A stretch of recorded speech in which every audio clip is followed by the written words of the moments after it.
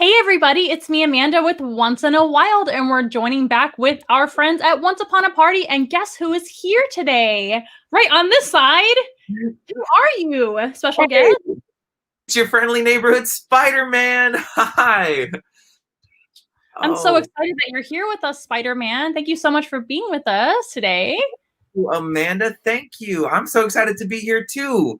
And I'm excited to see all of you guys here. Hi.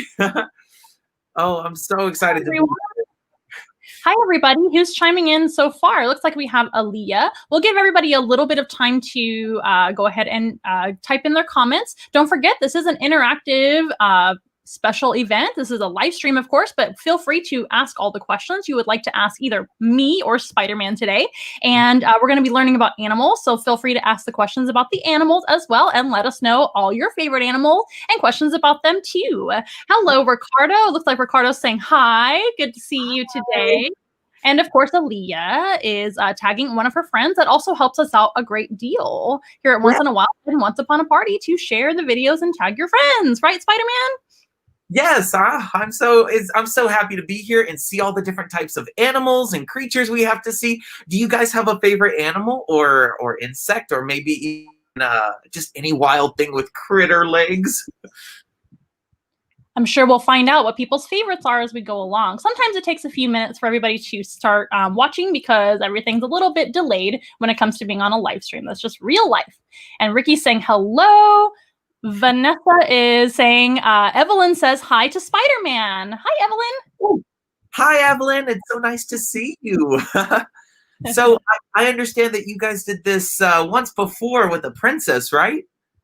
We sure did. Not too long ago, we had our good friend Moana on the program, and that was a lot of fun. And guess what? We're actually going to be doing that again here in a couple of weeks. Oh my goodness.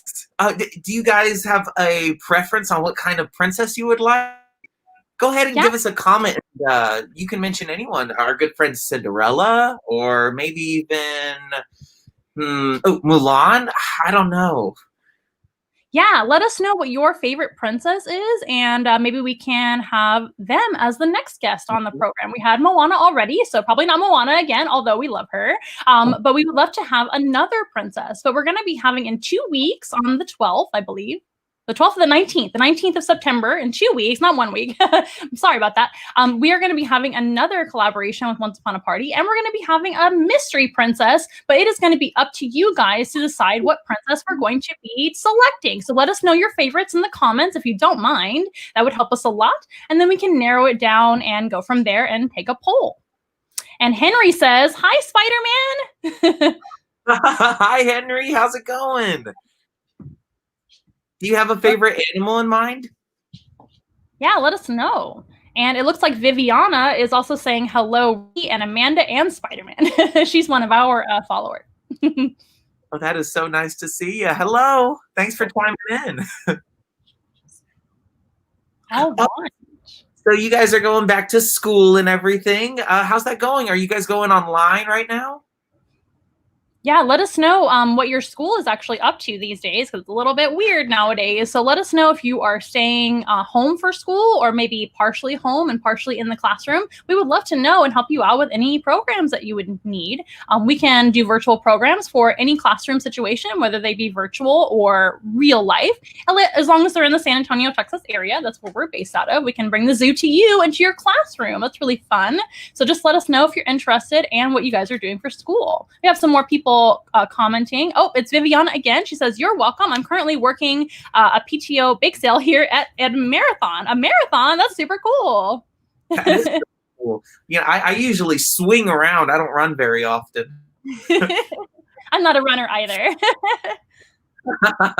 And Viviana says, my kids are in person schooling. We are already 2 weeks in. So some people are going back to the classroom. That's kind of cool. Ooh, just be careful out there. I'd love to see what kind of science experiments you guys are doing. Ooh, absolutely. And it looks like Nikki says that, hello, Kate and Kian say hi. Kate is homeschooled. So some people are homeschooling still, and that makes sense. Of course. So Spider-Man, I know it's your first time hanging out with us here on our virtual live stream. Would you like to learn about what Once in a Wild does a little bit? I would love to learn about that. Please tell me more. Of course. And if you're curious about anything, please ask me all the questions that you want to know too, Spider-Man, as well as all of our guests today. Feel free to ask all the questions and let us know what you want to know and what your favorite animal is, all the things. I'll be happy to talk to you guys for the next hour. So what we do, we are Once in a Wild and we're a mobile zoo. So that means we bring the zoo to you.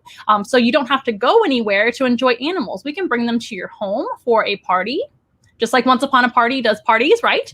We can bring them to your house for a birthday party or just any kind of celebration that you want. We can also bring them to classrooms for back to school right now, right? You guys are back in school, whether it be a virtual program, we can do that on Zoom, and that can be custom for you guys. You can pick the animals and pick the time and all of that. So let your teachers know about that and all the moms, as well as we can bring them to your classroom if that's allowed right now.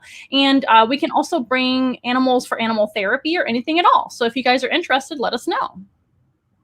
Wow, that is so. Do you have what is the biggest animal you guys have that you can bring? That is a great question. We actually have a giant rabbit, and he is about 22 pounds. He's huge. Are you serious? I am. What do you feed him? Lots of vegetation. So rabbits are always vegetable eaters or herbivores, right? So he eats a lot of hay and vegetables and pellets. Does he jump around a lot? A little bit.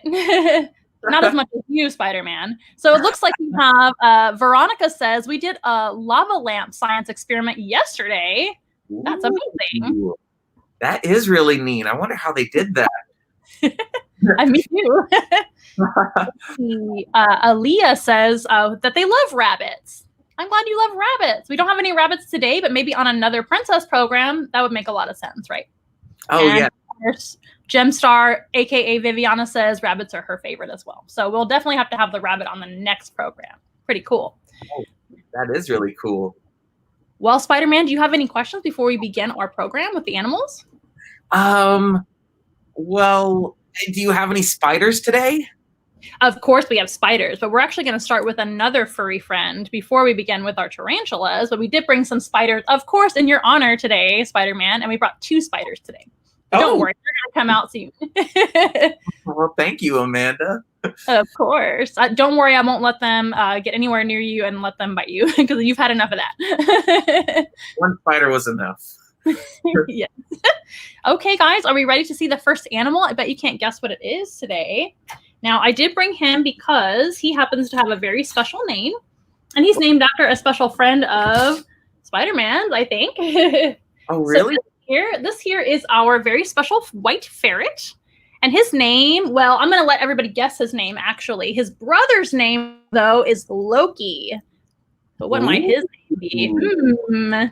He is so cute. So what he's doing right now is I'm holding him close to the camera, of course, so you guys can see his mouth. And what he's doing, I'm holding some food in my hand, and he's licking up the food off of my fingers. So during training and these kind of programs, we actually give him special treats so that he will have a good time. And that's good animal training for all of our animals. They always have a good time when they're out here seeing you guys. And he's licking up some chicken-flavored baby food because he really likes chicken. And he's going to lick that right off of my fingers while I'm holding him. Oh, he is so cute. Does he typically eat that a lot? So he will eat all of this today, not all of it, but some of it. And but he doesn't get it any other time except for during special training or these special programs. So he really gets to enjoy it during those special times. So it stays his favorite and special to him. Normally he gets a lot of raw meat to eat though, because he's a carnivore. Oh, what does that mean? What does a carnivore mean? So that means he's a hunter. So he's actually going to go after animals and eat them in the wild. If he were a wild ferret, which wild ferrets actually come from an animal called the European polecat, which is an animal all the way over in Europe, of course, just like the name says. And the European polecat is not naturally white like Thor is. So he's a very special ferret. But those guys are basically hunters, kind of like a cat is. And they will go after other animals and eat them for their dinner. Oh my God. Do you know the most common type of animal they go after? Yes, it's actually going to be rodents and rabbits. We were just talking about rabbits. This is a natural predator of a rabbit. Yes, indeed. Maybe not one that's 22 pounds, but... Maybe not. So out in the wild, those rabbits are not going to be nearly that large. He's a special breed of rabbit as well. Our rabbit is. Oh, wow. And these and ferrets, do they always come super small as well?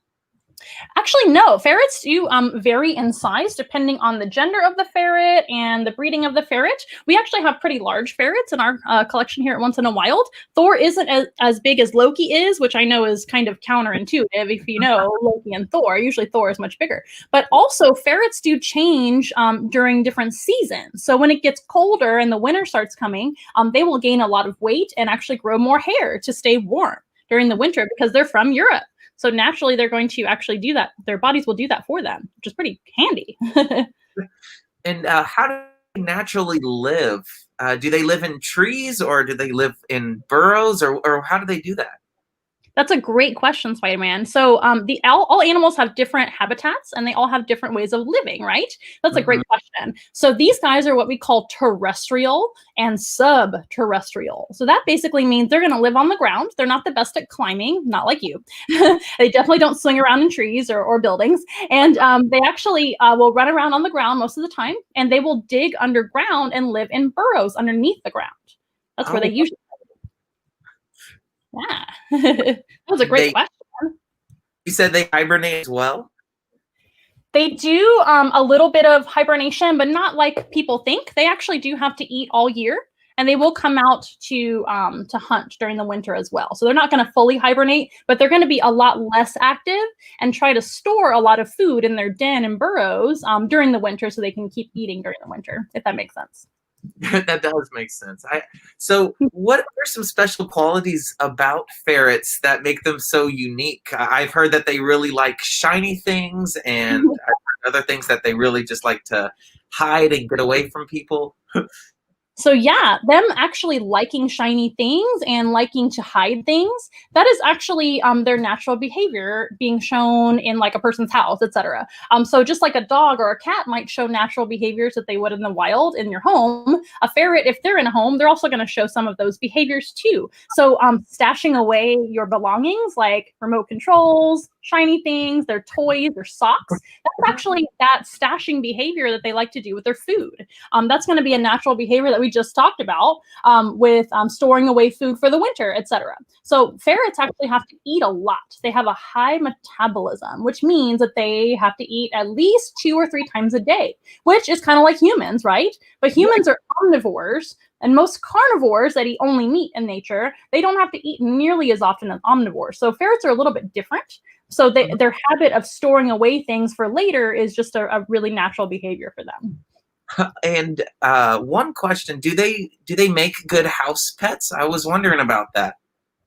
That's a great question. So this particular type of ferret is a domesticated ferret, and they do come from that European polecat, and they've actually been domesticated for over 2,500 years. So they are a pretty old domesticated animal, kind of like a cat and a dog, not nearly as long as a cat and a dog, but they are decent pets for the right person. And that is actually going to be any animal that's a pet. It's not for everybody, and they're definitely not a low maintenance pet. They're not a hamster, they're not a guinea pig or a rabbit, and any of those are actually not very low maintenance either, I would say. But they are more like having a kitten, and almost like a kitten and a puppy all of the time. So if you know anything about raising a puppy or a kitten, it's actually a lot of work.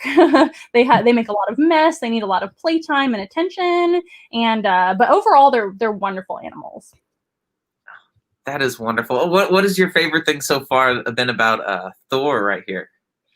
Well, Thor, and you guys guessed their name. I saw everybody guessing. That was very, very smart of everyone. So about Thor, he is full of personality. He's got a lot more personality, I would say, than his brother Loki.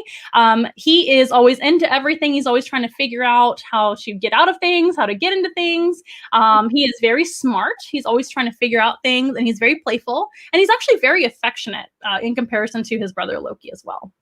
That's my favorite thing about Thor in particular. But ferrets are wonderful animals. They're a lot of fun. They're really smart. They always make you laugh. They're always playing around and being silly.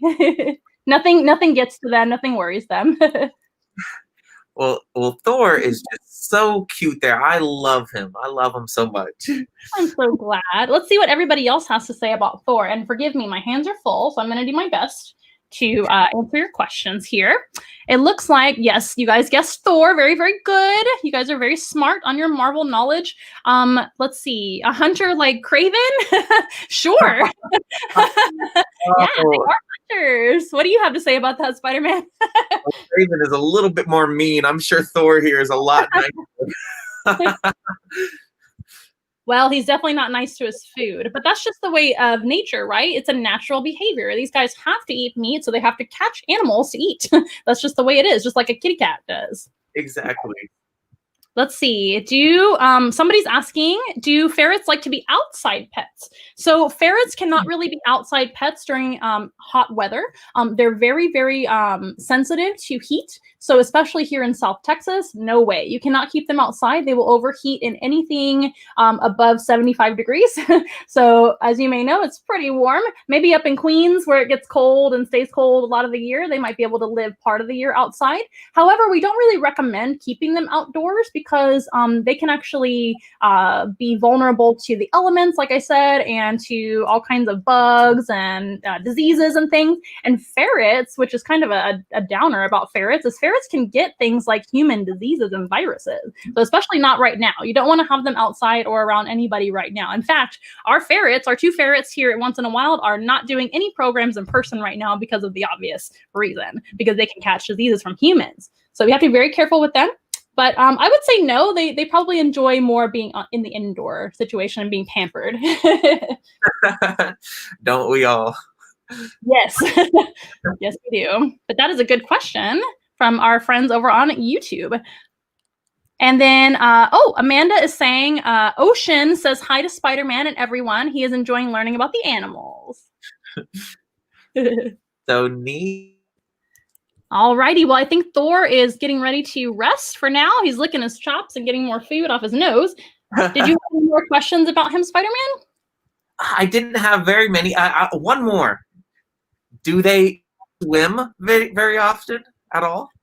That is a wonderful question. So the reason that's such a good question is because they are related very closely to animals like otters. Ooh. So otters are the best swimming of all the weasel family, which ferrets, otters, wolverine, all kinds of animals are in the weasel family, right? Weasel, of course. And those animals, the otters specifically, are very good swimmers, but ferrets are kind of okay at swimming. They might do a little bit of swimming to get from here to there, across the river or something like that, but they're not going to swim on a regular basis. Good question. Really, really neat. Yeah, I'm not a big swimmer either. I like to swim for fun, but not very much either. Yeah, I look in my suit.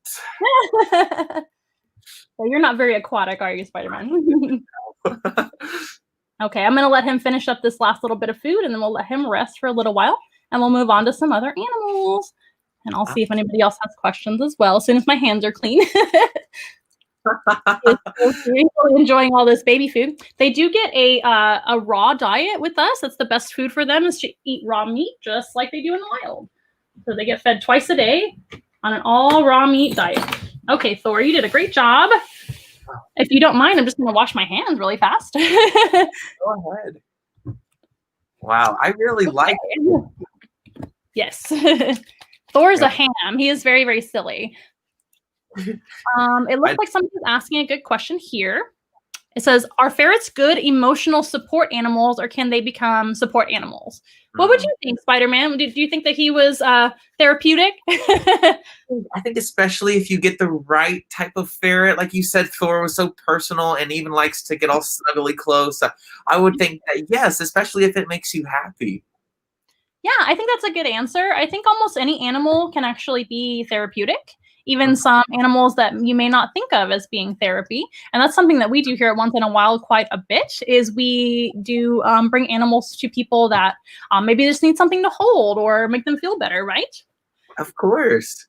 Yeah, ferrets are a little wiggly. Not every ferret is cuddly and wants to be held, but Thor is actually pretty good about that. So maybe Thor would make a good therapy ferret, a therapy ferret. Okay. Yana says, bye, Thor. If you guys want to catch Thor on another virtual program, I'm sure he'll be back another time, even Loki too. Okay, so let's go ahead and meet a different kind of animal. And since we're talking about Spider-Man, why not a spider? Ooh.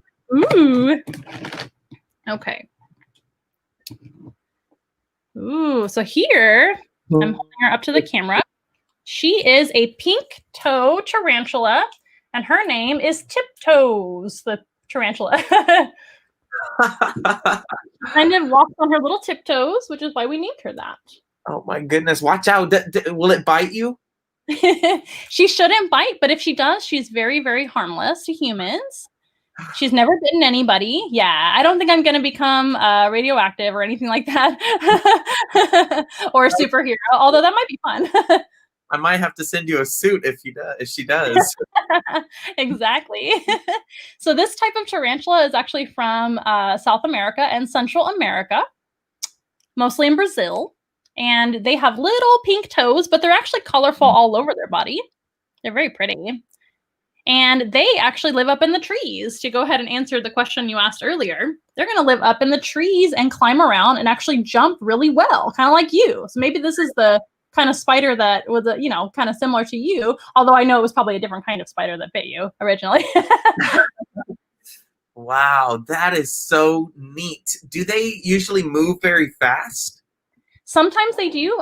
Usually they're going to stay still, but when they want to move fast, they can move really fast. So they will jump from here to there pretty quickly to get away from their predators or to go after their prey. This is another carnivore that we're meeting right now.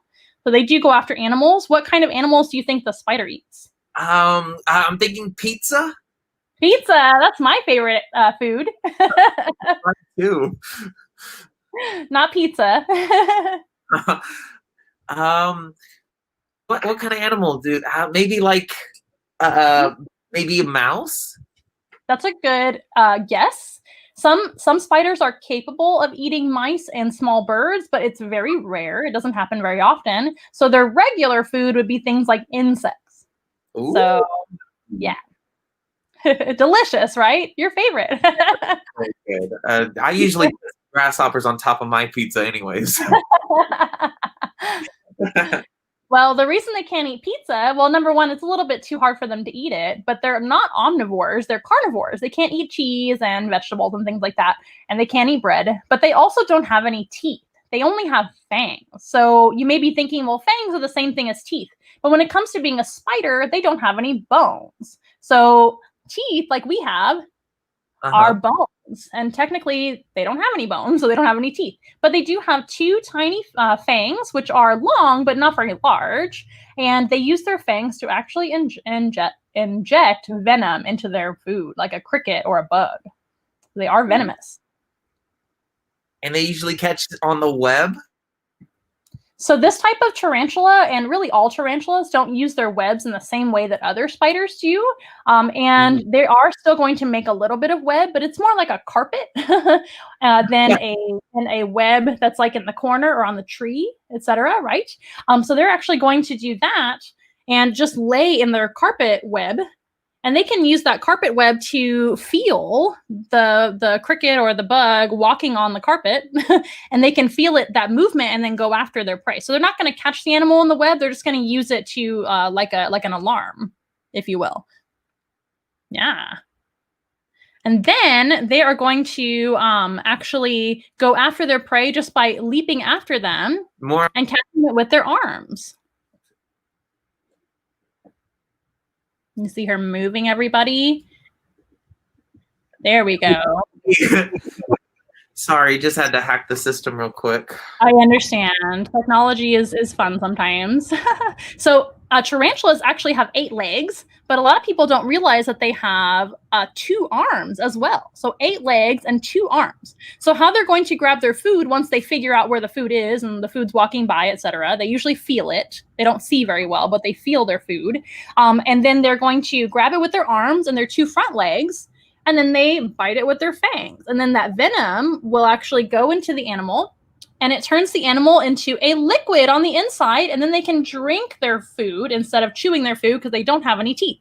So that's why they can't eat pizza, unless it's liquid pizza.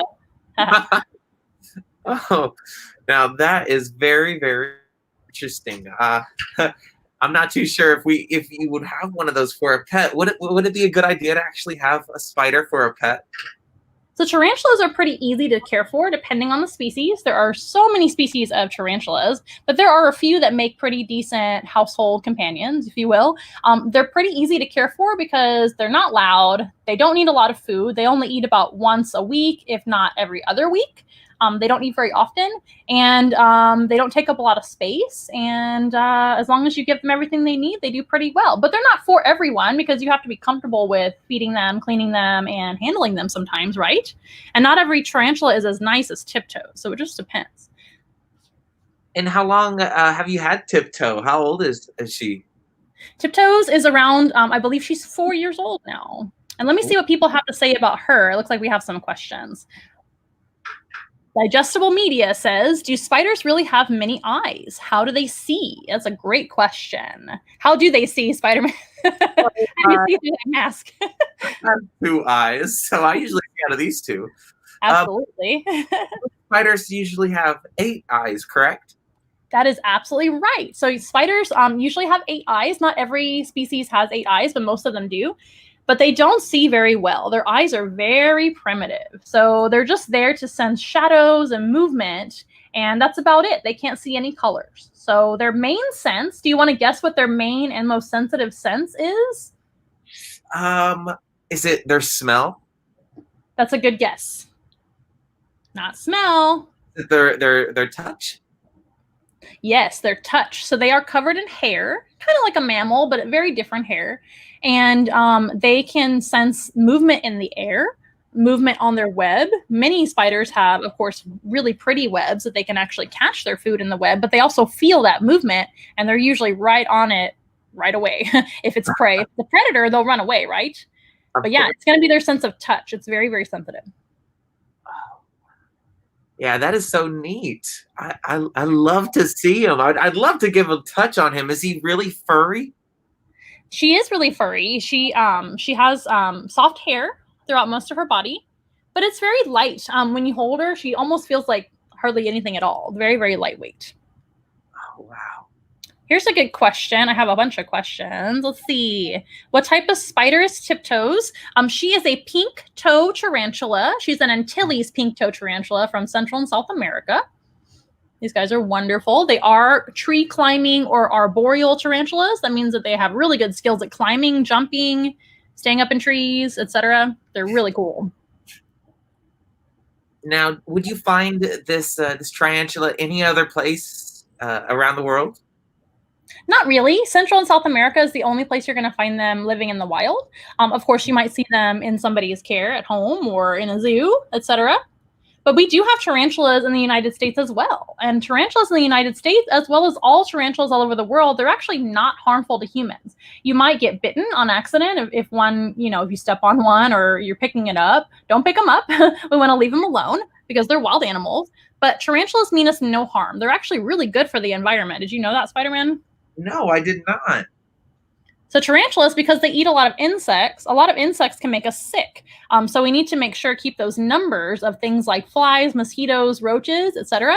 We have to keep those numbers under control. So the only way to do that is to have an animal that eats them. So what does a better job at eating insects than a spider? That's really, really helpful. That is really helpful. Oh, I've heard one thing before about tarantulas. I heard that they shed their skin. Is that true? Ask me one more time because we had a little bit of a glitch. I heard that they shed their skin. Is that true? Ah, yes, very good. So tarantulas actually molt their entire exoskeleton. So since they don't have any bones, they have an exoskeleton, which is the whole shell on the outside. It's a soft shell, but it's still a shell. It's almost like a crab or something like that. That's also another invertebrate, just like a tarantula. Invertebrates don't have bones. So they, about once a year when they grow, they have to take their entire exoskeleton off. It's called a molt. And that molt comes off and then they get to start all over again and grow. Pretty amazing. Okay, well, so we can save some time. We're going to say see you later to Tiptoes and move on to our next animal. But don't worry, before the end, we'll have one more spider friend to meet. Oh, thank goodness. Okay, I'm going to let her rest down below. She did a wonderful job, as always. Hi, Tiptoes. Let's see if we have any more questions while I'm getting the next animal ready. Let me see. Oh, somebody guessed their best sense, which is touch. Can you tell us a little bit about your spidey sense? Of course. Usually when there's danger, I get this little tingle inside of my head, and I can just sense when there's danger around me, and then I can move really quickly. That's kind of like the spider sense of touch. That's the same thing almost. I wonder if that's where that comes from. I wonder that too. But I don't usually shed or molt very often. I usually just have to wash the costume. Right. So as humans, we grow too, but we have to change clothes as we grow. Excuse me. We have to buy new clothes and whatnot, and our clothes don't last very long. So that's the best way to kind of explain it to all of you kids out there is it's like when you're growing up and you have to buy new clothes and change clothes and get rid of them. And then what a spider does is they have their own built-in clothes, which is their exoskeleton, right? And they can just grow it back, which is pretty handy. I wish I could do that. Oh, that would be so handy. If I could just grow my costume back, that would be so easy. Okay, I'm going to get our next animal out. One moment. Ooh. And you're really going to like her. She's really cool. So this here is a great big lizard. Ooh. Yes, lizard. So this is Lulu the lizard. And she is a black and white tegu. And guess what? She actually comes from the same exact place as Tiptoes, the tarantula. Can you remember where that tarantula comes from? The pink-toe tarantula? Yes, South America, right? That's right. So this animal also comes from South and Central America too. And they're a great big lizard. They're a Colombian tegu. So they come from Colombia, right? Super easy. Can you see her tongue? Yes, it just keeps coming out. That's great. Yes. So Lulu the lizard, she has all 5 senses, and all 5 of her senses work really well. Hearing, sight, smell, touch, taste. I think I'm forgetting one. Did I say them all? I don't know. But all 5 senses work really well. All the things. And her sense of smell and taste can be basically sensed with the tongue. So she's got a great big pink tongue. And it is actually has 2 points on the end of it. It's called a forked tongue, like a snake. Oh, yes. That is so really cool. One question is you said that's how she smells, is with her tongue? Yes, she can smell and taste with her tongue, and she can also smell with her nostrils too. So she's kind of got a double smeller. Pretty awesome. So this type of animal is an omnivore like humans. So what do they eat, do you think? Probably just lots of plants. Lots of plants. They also can eat other things too. Maybe even little mice. Sure, why not? So this type of animal is actually more of a scavenger. So anything they find, whether it be fallen fruit from the trees or a dead animal of some kind, they are going to eat it. They're not picky. They're kind of like little piggies of the lizard world. They're super duper good eaters. And they take every opportunity that they find to eat things. Their favorite food, maybe you can guess what it is. Is it eggs? It is eggs. How did you know? Wild guess. I studied a lot in school. True, you're pretty smart. So yeah, eggs are their favorite food by far, and that is Lulu's favorite food, definitely. If I need her to eat something that she maybe is picky about, all I have to do is put a little bit of egg on top, and she thinks it's delicious. Oh, that is so neat. I actually fought another scientist that turned himself into a lizard. I wish eggs were the solution to making him happy too. I know, that would be easy. You just feed him an egg and he's your best friend. Just like Lulu. That would be great. I have a question about her. Of course. Okay. So I've heard that lizards can go camouflage. Is that true with this one right here? That is a good question. And most lizards actually can turn colors and be camouflage. She's already kind of naturally camouflage. She's got a nice pattern on her back. This is exactly how they look in the wild. And she has a natural pattern, which helps her to blend in already. But this type of lizard actually does not change colors when they want to. They do change colors as they grow up. So just like the spider has to molt their skin, their exoskeleton, the lizard has to kind of always be shedding her skin. And she's just going to wiggle around a little bit until she settles down, by the way. She's actually shedding right now on her side right here. I'm sure our guests can see. But there's a little bit of loose skin here that's a little bit cloudy, and that will come right off in pieces, and she can just kind of do it all the time. She kind of just sheds all the time. Unlike a snake or a spider that does it all in one section or one piece, they do it just kind of in little pieces, almost like when you get a sunburn or something like that. All of you guys know what that's like, I'm sure. And it'll just flake off, and she can grow up. Ooh, makes me shiver. That's kind of interesting, huh? It's just the way it is. But yeah, this is definitely not your enemy lizard. So do they move very quickly or do they move very slow? That's a good question. Kind of both. When they're feeling lazy, they'll move a little bit slower. When they feel like they need to get away from something or maybe catch their dinner, they're going to move a little quicker, but they're not nearly as fast as some other types of lizards out there. So they're kind of medium, and they're dwelling on the ground just like the ferret does. Wow. So they don't climb trees or anything? Not really. They're not very good at climbing. Some other lizards, like iguanas, for example, in South America, they can fill that kind of space in nature and climb the trees. And iguanas actually eat the leaves of the tree. So that's where they live all the time. But the tegu, since they eat things like dead animals, fallen fruit, it makes sense for them to be on the ground most of the time. So for a tegu, do they usually eat every day, or is it just like the tarantula where they only eat maybe once a week or so? That is a wonderful question. The tarantula is going to eat far less times than the tegu. I would say in the wild, the tegu probably eats about 3 to 4 times a week, and kind of like as they find things. So kind of like maybe they'll take a nap for the day and be lazy and not want to eat that day, and then the next day they might be hungry. So they're going to go find something to eat. So in our care, we offer food about 3 to 4 times a week as well. And besides the eggs, what do you guys usually feed? So we feed her all kinds of things. She actually does really well on wet canned dog food or cat food. That's one of her favorites as well.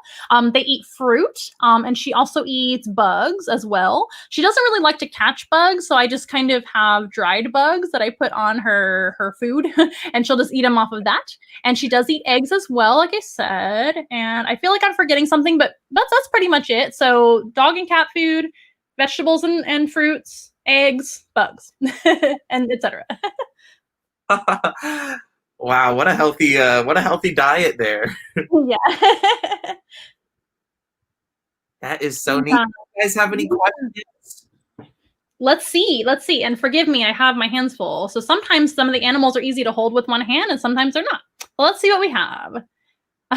Veronica asked, does Spider-Man eat bugs too? I don't think I could. My stomach might get a little turning into knots.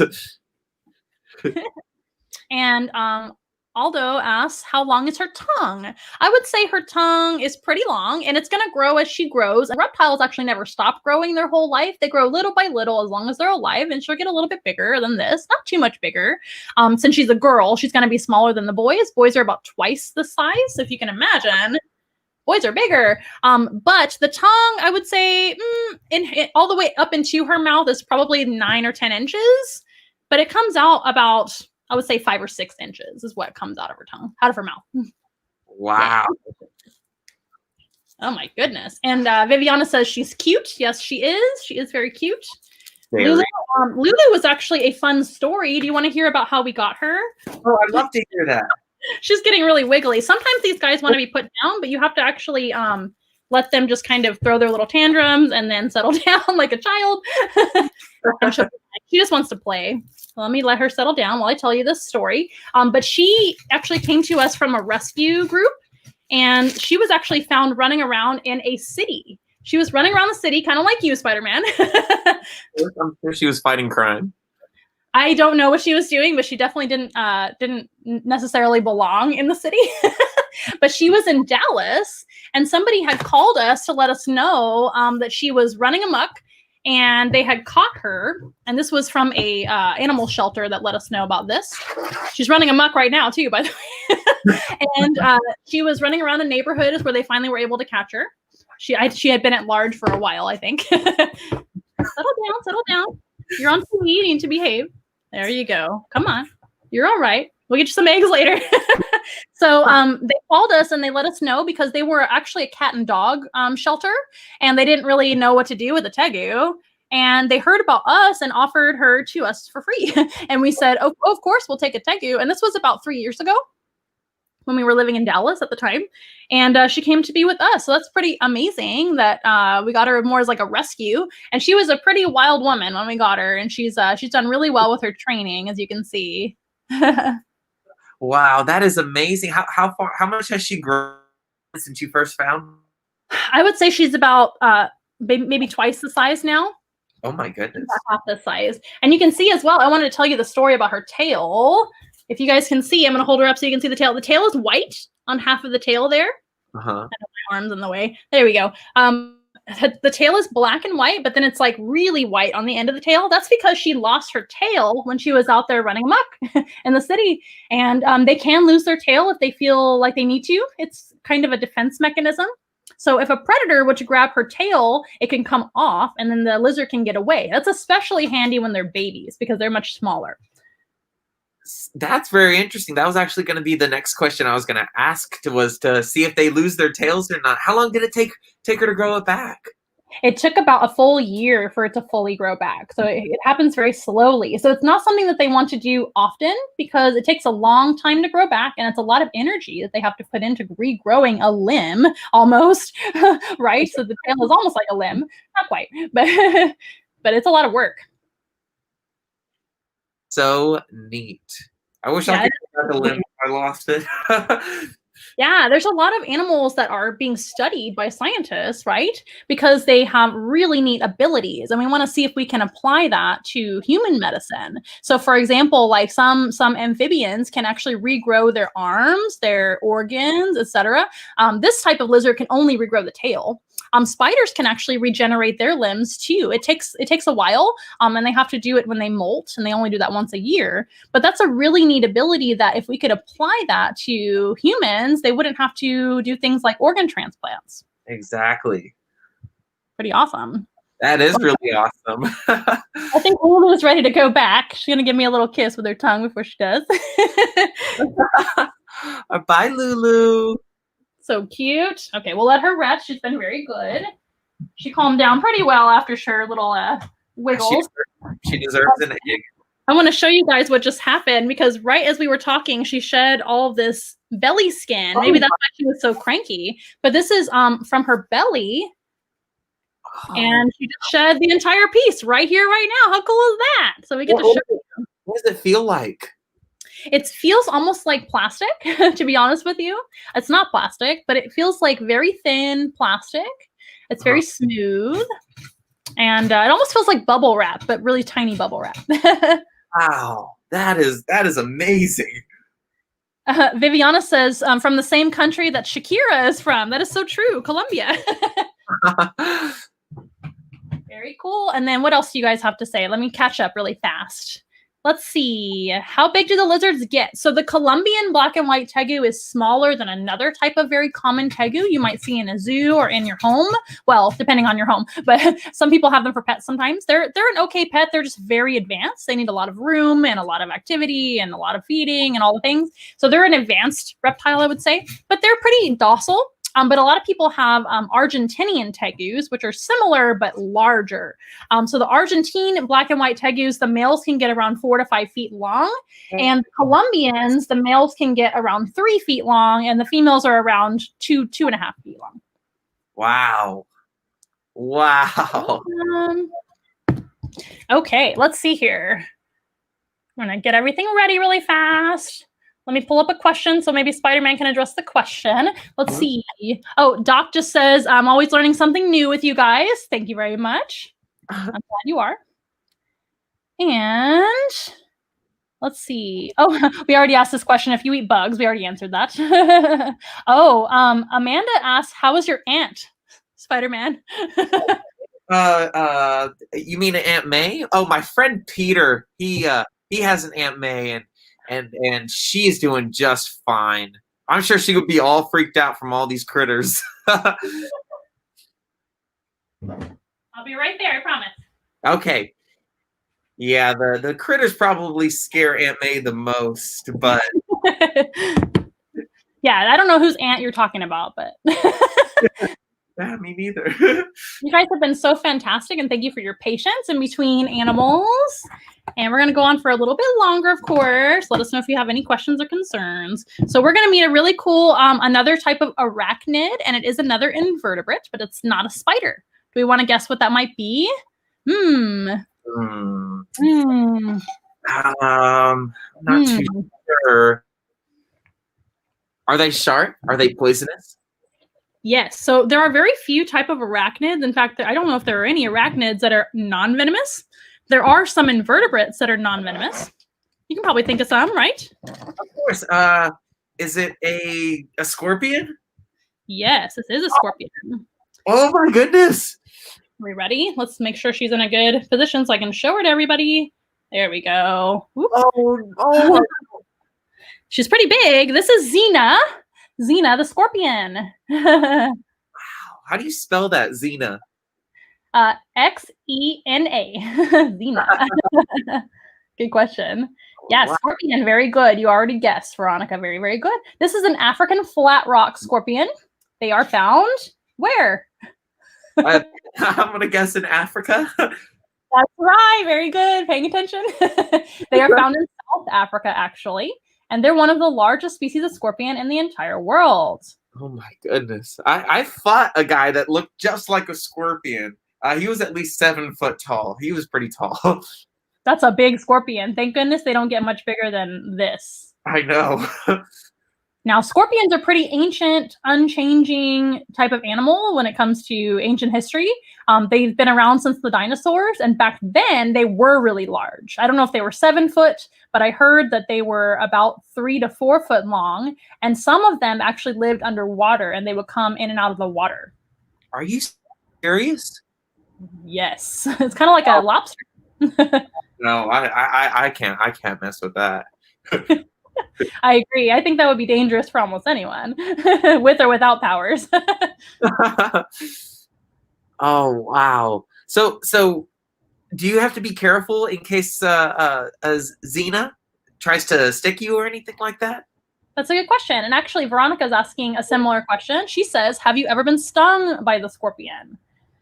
Yes, I have. So I've been stung by several scorpions. I don't have any powers yet, so I guess it wasn't radioactive or anything like that.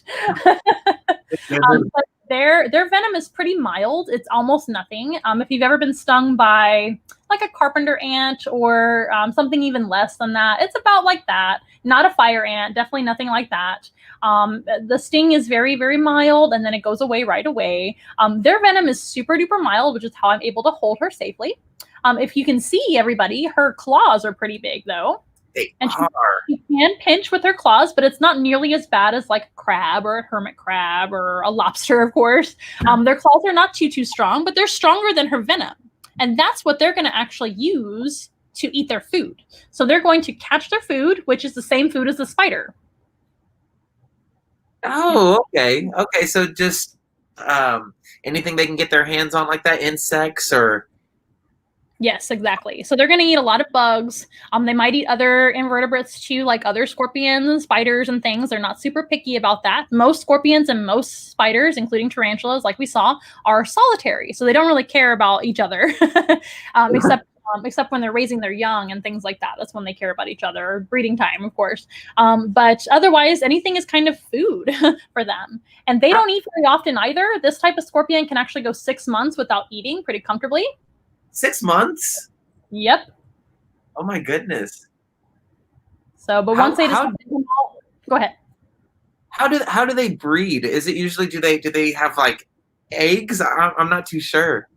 How do they breed? That's a great question. So scorpions are one of my favorite mothers in all the animal kingdom.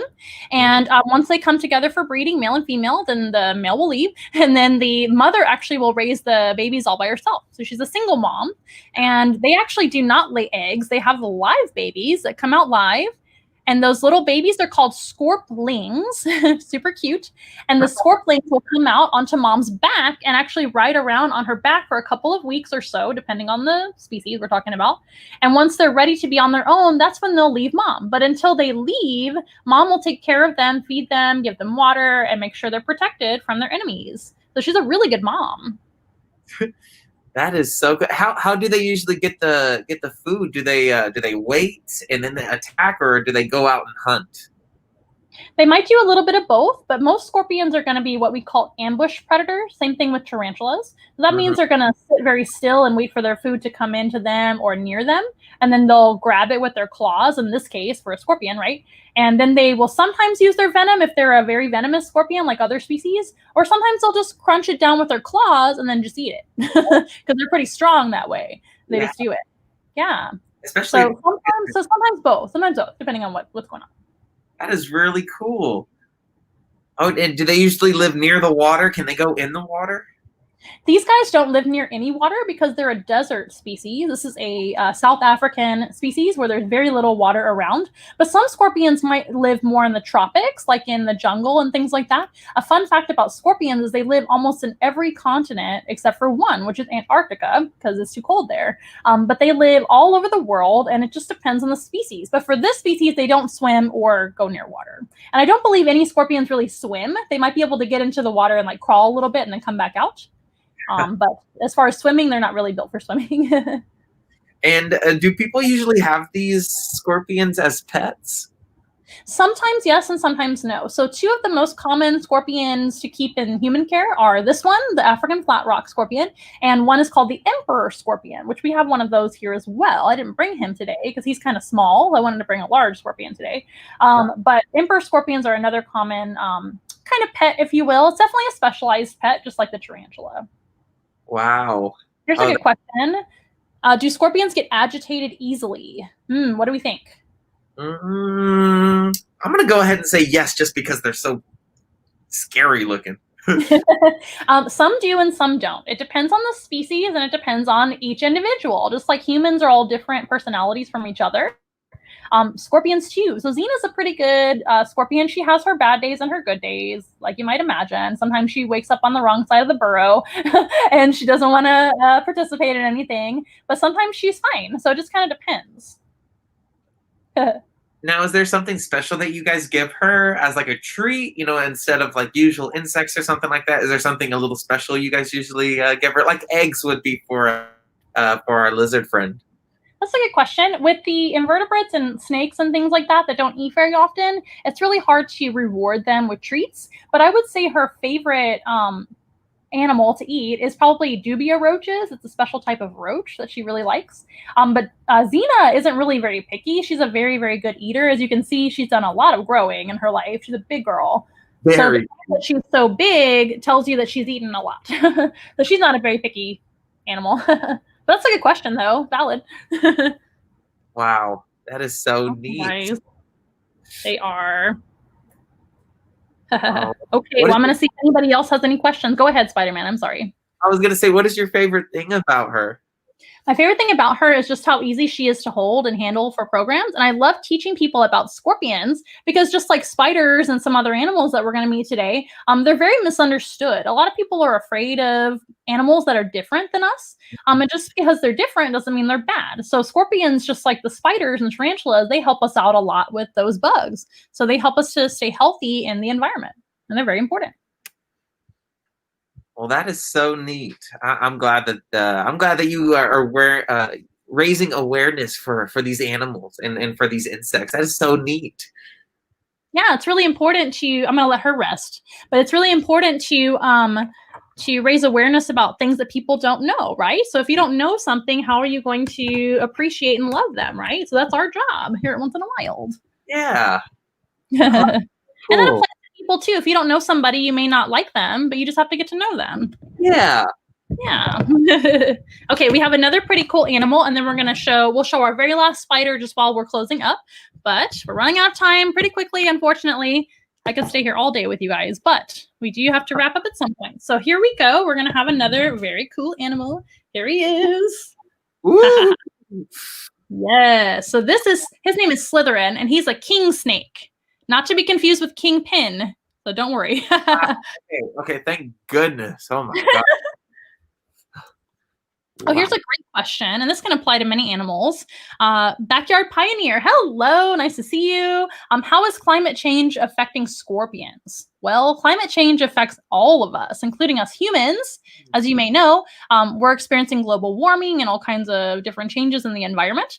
Scorpions, because they live all over the planet, they might be experiencing changes all over the place. So if they're adapted to a hotter environment or a colder environment, etc., or anything in between, if their environment changes, since they are not warm-blooded, we're warm-blooded as humans, right? Mammals and birds are warm-blooded. We have our own body temperature, but especially animals like snakes and like scorpions and spiders and lizards, they're cold-blooded. They're called ectothermic.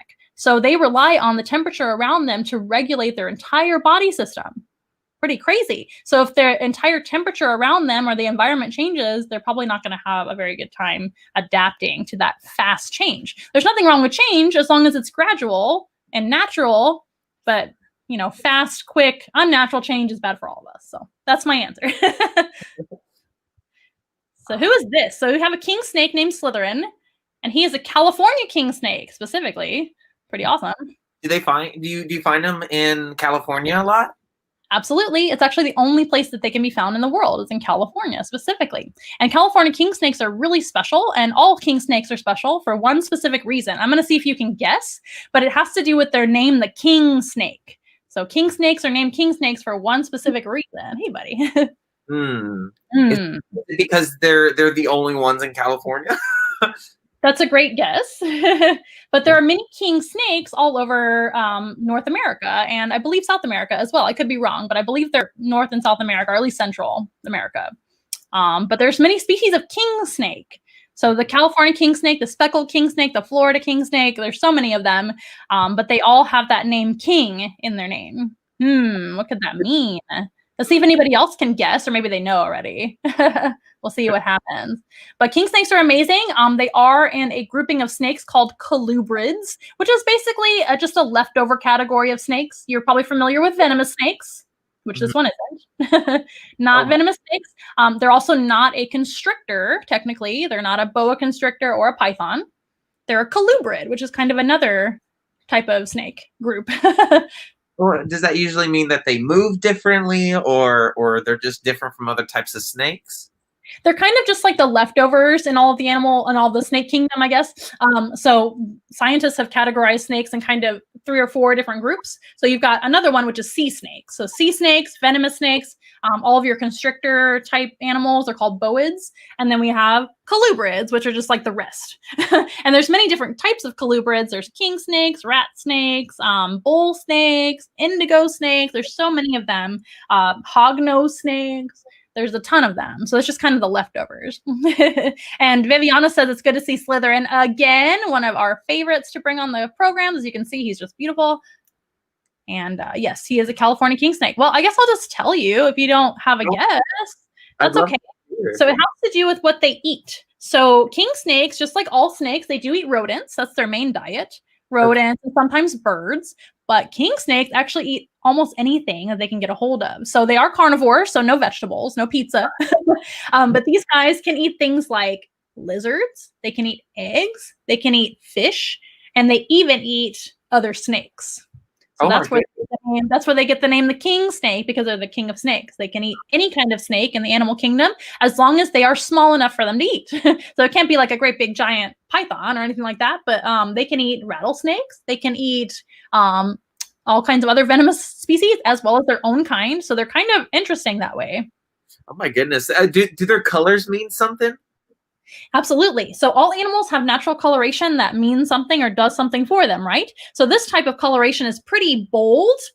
I don't know how well you can see, but it's very, very black and white, bold, stands out really well. It doesn't blend in very well, which is kind of the opposite of what most animals are, right? Because we want to blend into the background to hide. This snake doesn't hide. They stand out. And that is actually to warn other animals to stay away. Usually when you see a pattern like this in nature, it kind of looks interesting and odd. So most animals are confused by it and they leave them alone. But it's actually kind of a tactic that they use to look dangerous, but they're not dangerous unless you're their food. So they're not dangerous to us. They're not a venomous snake at all. They're not poisonous, but they kind of look like a sea snake, which is very, very poisonous. So are venomous, right? Wow. Do they trick each other like other snakes? Like, oh, I'm actually a water snake or anything like that? I'm not sure if they trick each other. They probably know their trick, but they may. I think it's just a kind of a universal trick to other animals. For example, like a predator to them. So maybe like an eagle, or maybe a larger predator like I'm trying to think of like a wolf or a fox or something like that might eat them. There's several that can eat them in California. I'm sure you guys can probably think of more. I'm just not. My brain isn't working right now. But the predators specifically may take a step back and think, oh my gosh, what does that pattern mean? That might mean something dangerous. So they tend to stay away from them, which helps them to just get away and they don't have to worry about it. Well, how did you rescue our king snake here? How did you rescue him? That's a great question. He's actually another, he's not really a rescue like Lulu is, but he is an animal that was donated to us from a family that had him for a long time. And for whatever reason, we didn't really ask a ton of details, but for whatever reason, they just couldn't take care of him anymore. And so we absolutely were happy to have him because he's one of our favorites now. We've had him for about 4 years, and he's just the best. He's one of my very favorites in our whole team. And yeah, they had him for a long time. He's at least probably 14 or 15 years old, more or less, which they can live longer than that. They can live into their 20s and 30s. So he's like middle-aged right now, but great snake to have. Well, how lucky you are to actually have him. So cool. What is your favorite thing about him? I just love his personality. He does have a very, very laid back personality for a king snake. King snakes are one of my favorite animals, but most king snakes are a little bit feisty. They want to eat everything. They're ready to eat at all times. He definitely eats well, but he knows the difference between my hands and a mouse. So he's not going to try, to think twice of my hand being food, which some king snakes do that. And it's just the way they are. They're just really, really hungry all the time. He definitely gets plenty of food, so he's fine. But a lot of king snakes are a little bit more advanced to handle. He is very gentle. Almost anybody can hold him and get a good experience with snakes. If you're feeling nervous about snakes, he's a good one for us to bring over to people and actually show them that snakes aren't so bad. So I love his personality. That's really interesting. A lot of times people think that snakes are always just so aggressive and just so mean, but you said this one actually has a personality, which is so cool. Yeah, snakes get a really bad reputation. A lot of people think that we should harm them. But the truth is that you shouldn't harm them. Just like spiders and scorpions, you should leave them alone if you can, especially if you're out there in their own home, in their environment. It's really not very nice to go after them and hurt them. We always want to encourage you guys to leave them alone if you can. And if you can't and you have a situation where you need a snake taken away, just call somebody that's professional and they can take them away in a nice way and put them back into their appropriate place, right? So that's what we need. We need snakes in the environment to help us with those mice and rats that can actually do us some harm with getting us sick and things like that. We don't need that right now. So I have some questions going on from our audience here. I'm going to make sure I address a few of them. Backyard Pioneer says it's a beautiful snake. Thank you very much. And he's asking if they eat people. So the answer, of course, is no. But I think that was your question about the king snake name.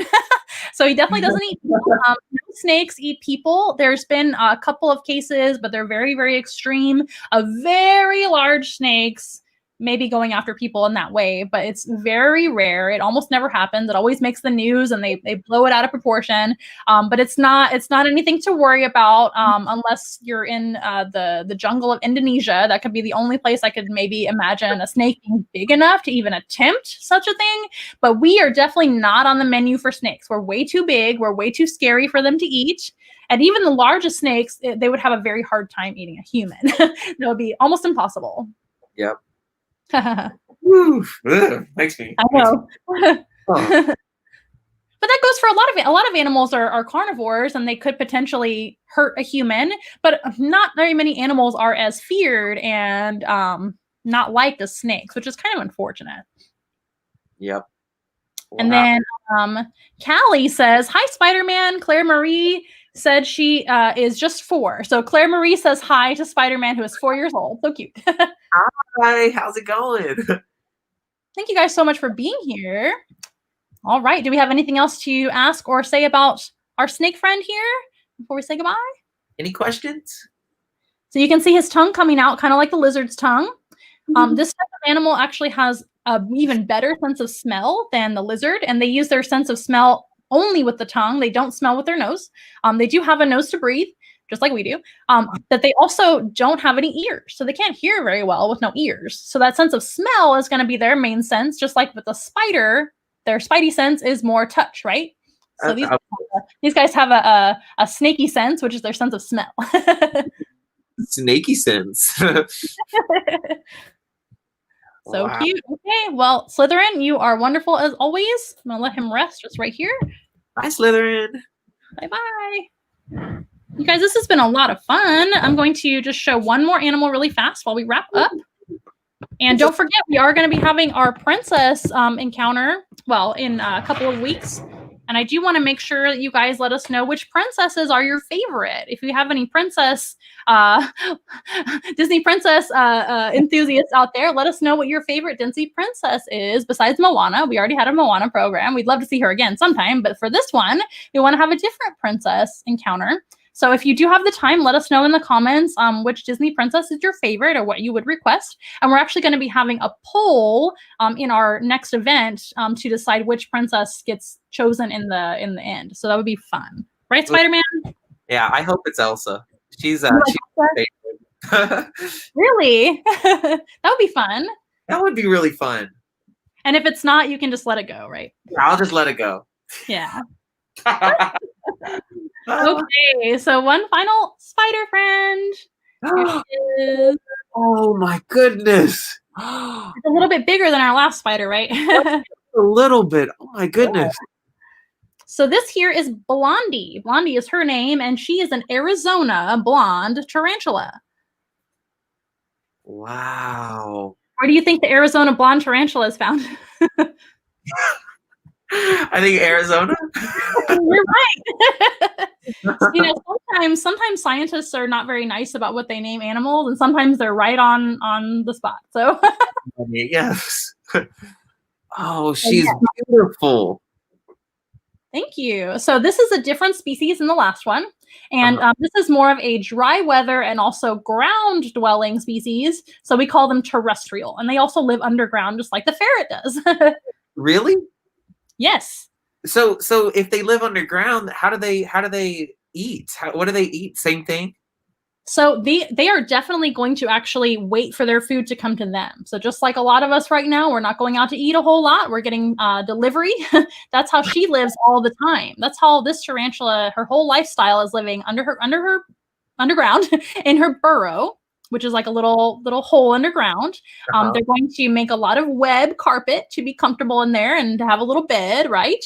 And when something comes knocking at the door and it's maybe a bug, they're going to come and get it. And they grab it with their arms and they just eat it. Just like we talked about before with the other spider, with their venom. Oh my goodness, that is crazy. How often do they eat? Is it the same amount of time as tarantula?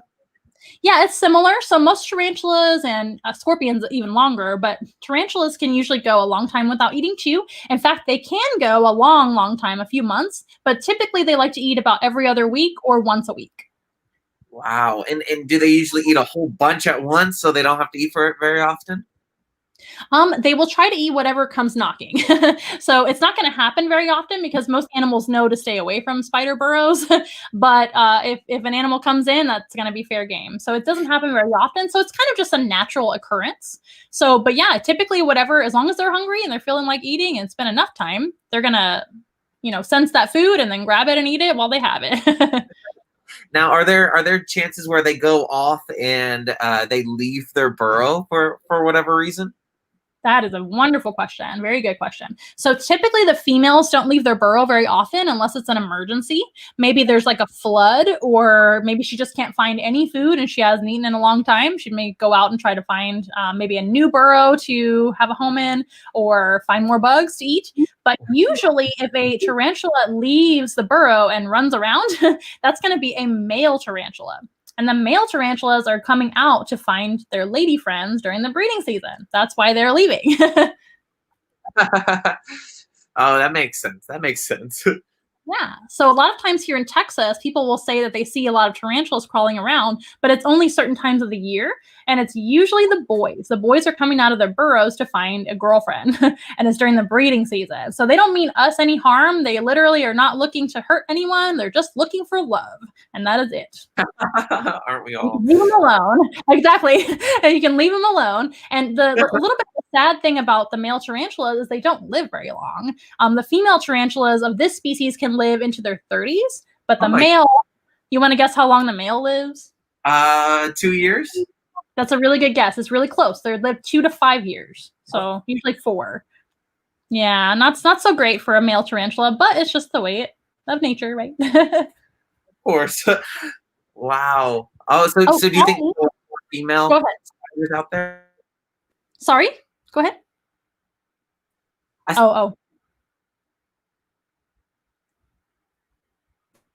We're going to have to hack into our technology again. That's okay.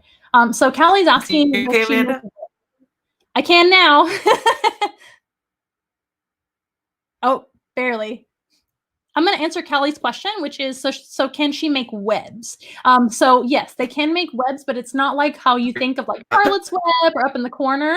It's actually going to be more of a carpet or bed. So the webbing is going to be kind of on the ground where she lives, and they use their web to hang out in and be comfortable, and also to use as an alarm at the front door whenever their food is coming in or whenever danger is coming in. So that's how this tarantula does their webs. But all spiders, except for a few, there's a few exceptions that don't make webs, but most spiders do make webs with their spinnerets. And she has 2 little finger-like projections on her rear end here, which are tucked up like this right now.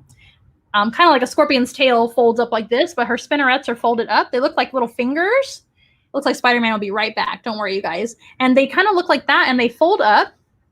And when she's ready to make webs, they're going to come down, and she's going to make her webs like that. And it's going to be like a little carpet or a bed of web, as opposed to a web up in a tree or up in the corner or anything like that. Yeah, Blondie is here. Blondie the tarantula. I'm sure Spider-Man will be right back. He's probably just having a little bit of technical difficulties. I hope you guys have been having a really good time. If we don't see Spider-Man again, we will definitely have another program with Once Upon a Party soon. And remember, we're going to be having our princess coming on for the next one here in a couple of weeks. I believe it's on the 19th. Debbie says Rapunzel. That would be a good choice. That would be fun. We'll put that into the poll for sure. And if you guys have any other suggestions, let me know. Okay, it looks like Claire Marie asked if they people too. Now she wants to share her dinosaurs with you guys. She has a new one, and very colorful, Snow White. She would love Wild Critter. Yeah, Snow White would be a good choice as well. So Snow White, Rapunzel, and another vote for Rapunzel. Oh, Pocahontas, one of my favorites. Oh, it looks like Spider-Man's trying to come back into the stream, so let's let him in. Spider-Man, are you there? Spider-Man. If not, we have a real spider. Oh my gosh, I see you, kind of. Looks like we're going to have to ask for some technical difficulty help. Yes. You're a little blurry, Spider-Man. I think it's happening, though. Slowly but surely. It's okay. Henry says, we love your movie, Spider-Man, don't we all? Everybody loves Spider-Man. And Abigail says, hi, Spider-Man. Very cute. Okay, as soon as we're ready to keep talking to Spider-Man. Don't worry, you guys. These things happen. It's real life. We are live with the real Spider-Man. So real things happen. That's okay. No big deal. I'll just keep talking. Yeah, Pocahontas would be a good one. Rapunzel and Snow White. Good choices, you guys. I love that. Thank you so much for putting in your choices. That's okay. So if Spider-Man doesn't come back, that's okay. We're pretty much done with our program anyway. We're going to give it a little bit more time. So in case he's able to join us again and say goodbye. But it's been a lot of fun joining in with Once Upon a Party once again. And sometimes these things happen, you guys. Please forgive and please have patience with us. And thank you for your mercy and your patience as always. It's always fun to see all of our friends, family, and followers chiming in to our Once in a Wild programs. Of course, we have programs every Wednesday at 6:30 p.m. Central Time right here in Texas. If you guys are interested in hiring either one of us, Once Upon a Party or Once in a Wild, our information is down below. But be sure to follow us on all of our social media. For us, onceinawild.com has all of our social media links, including Facebook and all the things, YouTube and Instagram, of course. Donna saying yay. And Mary says, hi, Spider-Man and Amanda. Thank you so much for joining us, Mary. And thank you so much for watching as always. Alrighty, you guys. So again, this is Blondie, the Arizona blonde tarantula. She is just a wonderful animal to hold and teach about. And they are a very misunderstood animal. You might see this type of animal in Arizona, but we have similar species here in Texas. If you are a Texan, you might see the Texas brown tarantula or other species that are similar. They are very similar. They're ground-dwelling terrestrial tarantulas that go into their burrows most of the time, but then they'll wander out for different reasons. Like we said, it's usually the males that are wandering around looking for love during breeding seasons. And that's usually what you're going to see. So they don't mean you any harm. They're just looking for love, and that's it. They are harmless to humans. If you do get bitten by any tarantula, you will be okay. It may hurt a little bit, kind of like a bee sting or something like that, but you should be okay. Okay, Spider-Man, we're going to try you one more time. And if not, we'll just say goodbye. That's okay. I understand. Okay, Spider-Man's going to try to come back in again. Let's see what you guys have to say. Amelia's and oh, here we go. We're trying another stream.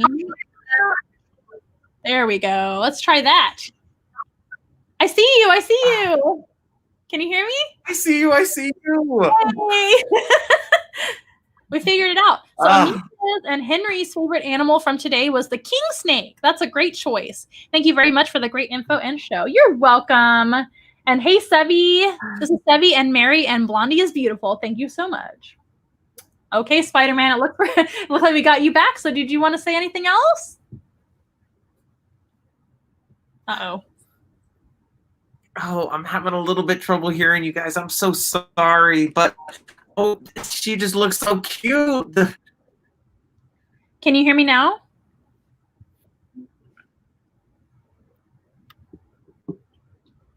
Can you hear me now? Nope. That's okay, you guys. Hey, we're going to go ahead and close. And we'll give Spider-Man one more chance to come back in. And if not, that's totally fine. Remember, we have programs every Wednesday. If you want to check out a Once in a While program at 6:30 p.m. This has been a special time. We are going to have another program with Once Upon a Party in 2 weeks, which is on the 19th. I'm sure I've said that 100 times already. And we are going to take a poll on what princess is going to join us. We've already had a few choices presented today in the comments, which were Pocahontas and Snow White and Rapunzel. Those are great choices. So we'll make sure and put those included on the poll for you guys to vote on for the next event. So Blondie has been beautiful. We had Blondie, the Arizona blonde tarantula. We had our scorpion Zena. We had 2 tarantulas as well. We had another tarantula named Tiptoes. You guys can always watch these programs again. Once they're all done, we can watch them on Facebook, and we can watch them on YouTube as well. They're always uploaded afterwards, so don't you worry. If you didn't catch any of the animals, we also had a lizard named Lulu and a ferret named Thor. That was fun. Well, this has been a lot of fun, you guys. I'm not sure if Spider-Man's going to join us back in. I'm going to check my messages to see if Spider-Man is messaging me right now. You guys are a wonderful audience. Yes, he's going to try one more time, and I'm sure we'll just say goodbye. All right. Can you hear me okay? Yes, I can. Just on cue. It's okay. Oh, missed everything on that last portion, but I'm sure it was all very educational. It's okay. We're just getting ready to say goodbye. Did you want to say anything else before we leave? Oh, I just want to say, hang in there, everybody. I'm glad that you showed up. And don't forget to comment your favorite princess that you want to come on next time. Yes, we had a couple of suggestions. We had Snow White, we had Pocahontas, and we had Rapunzel. 3 very good choices. Yes, we do. Okay, you guys, we're going a little over time, so I'll let Spider-Man say goodbye to you guys, and I'll say goodbye after Spider-Man. Well, Amanda, thank you so much for having me here. It was so fun to see all your different types of animals and creatures and to just learn a little bit today. Likewise, Spider-Man, it was really fun having you on here, and we hope to see you another time for another collaboration. That'll be a lot of fun, and I hope you learned a lot, and I hope everybody is staying safe as well and wearing your mask just like Spider-Man does. And I mean, you're presenting a good example there. And we hope to see you guys next time here on Once in a Wild and Once Upon a Party, right? Yes. Thank you so much. All right, We'll see you guys bye. next time. Bye.